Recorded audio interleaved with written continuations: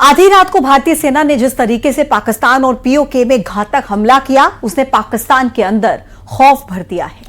पाकिस्तान के हुक्मरानों के साथ साथ वहां की आवाम भी खौफ में है। भारतीय सेना ने सटीकता से आतंकी ठिकानों को निशाना बनाया और पाकिस्तान को सन्न कर दिया। पाकिस्तान अब दहशत में है और भारत के खिलाफ झूठ वाला प्रोपेगेंडा फैला रहा है। जब कश्मीर में शांति लौट रही थी, देश के दुश्मनों को, जम्मू कश्मीर के दुश्मनों को ये रास नहीं आया।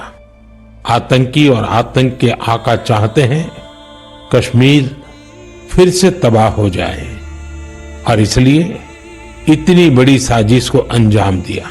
मैं पीड़ित परिवारों को फिर भरोसा देता हूं, उन्हें न्याय मिलेगा, न्याय मिलकर रहेगा।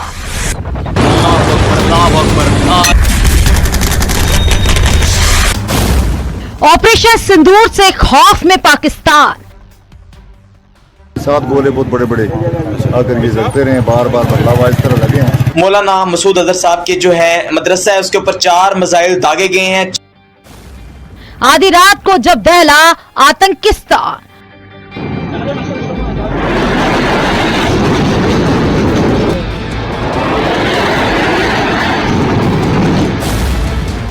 भारत ने पाक में घुसकर किया सबसे बड़ा वार। पीओके में आतंकी ठिकानों पर तबाही तबाही।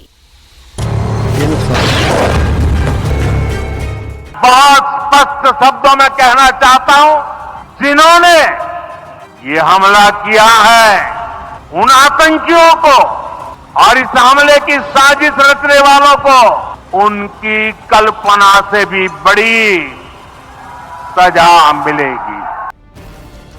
पहलगाम हमले के बाद प्रधानमंत्री नरेंद्र मोदी और गृह मंत्री अमित शाह ने पाकिस्तान को जिस अंदाज में वार्निंग दी, वैसा ही घातक हमला करके भी दिखाया। क्या पता शायद मस्जिद में कोई हादसा हो गया, आग जो निकली, थोड़े से हम बाहर आए, फिर दोबारा धमाका होया, मकान पूरा हिल गया।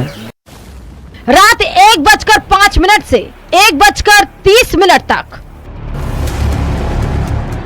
पाकिस्तान पर पहला प्रहार किया गया। उसके बाद जो आतंक के अड्डों की तबाही का जो सिलसिला शुरू हुआ, उसने दहशतगर्दों के लिए इस रात को कयामत की रात बना दिया। टारगेट पहले से ही सेट किए जा चुके थे। ऑपरेशन सिंदूर के तहत भारतीय जाबाज सेना ने राफेल और सुखोई विमान से आतंक की रीढ़ पर जमकर हमला किया, यानी देखते ही देखते 9 आतंकी ठिकानों को तबाह कर दिया। और सबसे बड़ी बात यह कि यह हमला 100% कामयाब रहा। रात को 12:45 का टाइम था, तो हम सोए हुए थे। एक ड्रोन आया और सीधा वो उसकी थोड़ी सी हाइट ऊपर थी, तबाह हो गई थी। और एक अफराद था, वो अपनी ड्यूटी पे छत पे बैठा हुआ था, वो इसके शहीद हो गया। पाकिस्तान और पीओके से तबाही की जो तस्वीरें अब सामने आ रही हैं, वो उसके खौफ को भी बयां कर रही हैं। वहीं सरकार ने भी साफ कर दिया है कि आतंक पर भारत सरकार का ये प्रहार आत्मरक्षा के अधिकार का इस्तेमाल है, क्योंकि भारत को ये इनपुट मिल चुके थे कि पाकिस्तान की तरफ से एक बार फिर आतंकी हमला हो सकता है। भारत ने एक बार फिर दिखा दिया कि वो आतंकी हमलों का जवाब देता है और करारा जवाब देता है।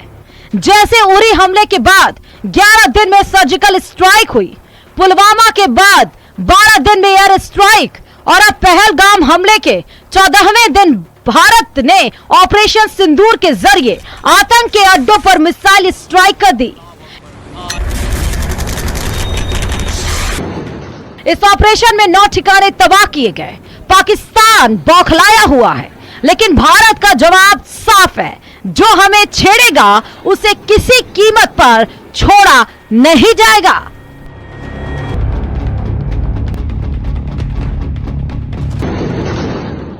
Bureau report, news 18 Rajasthan.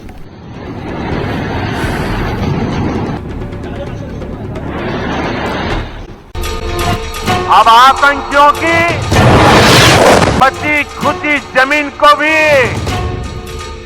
मिट्टी में मिलाने का समय आ गया है।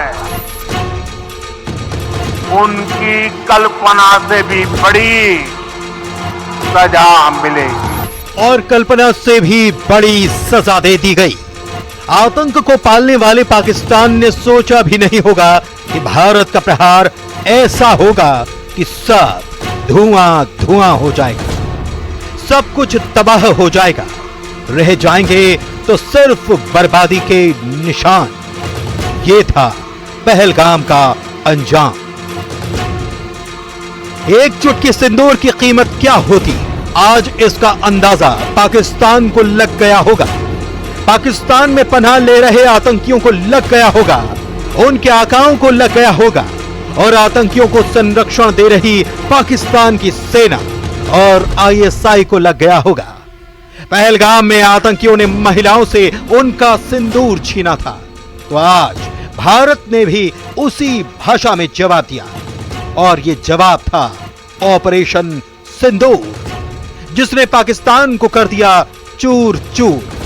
तुमने धर्म पूछकर मारा था, हमने घर में घुसकर मारा है।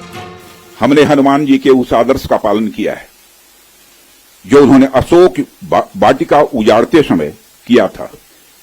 जिन मोहि मारा तिन मोहि मारे।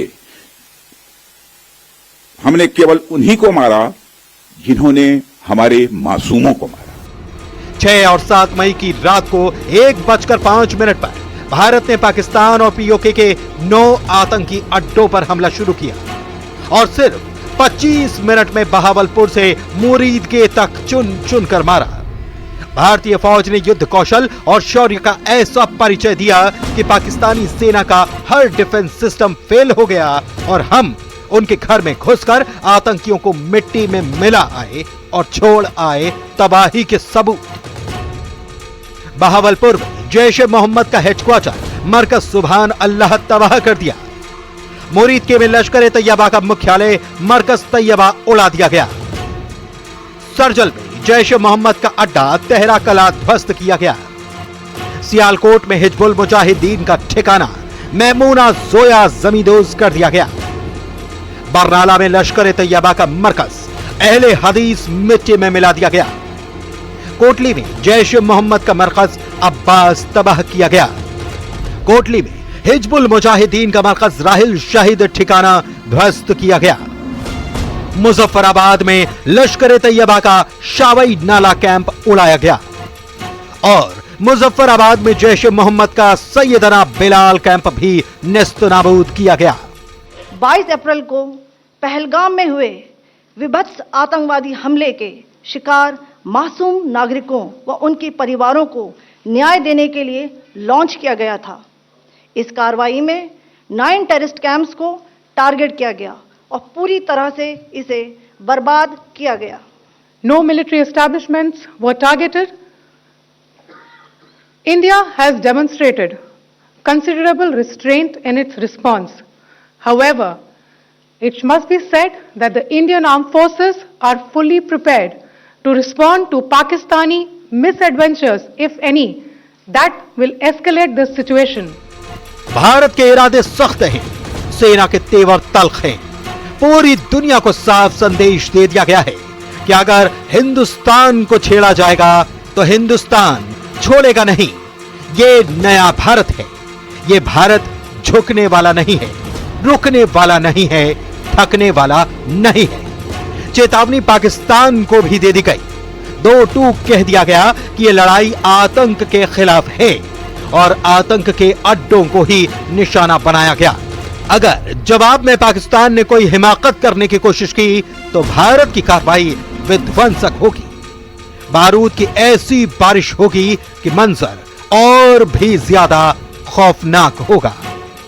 Bureau report, news 18।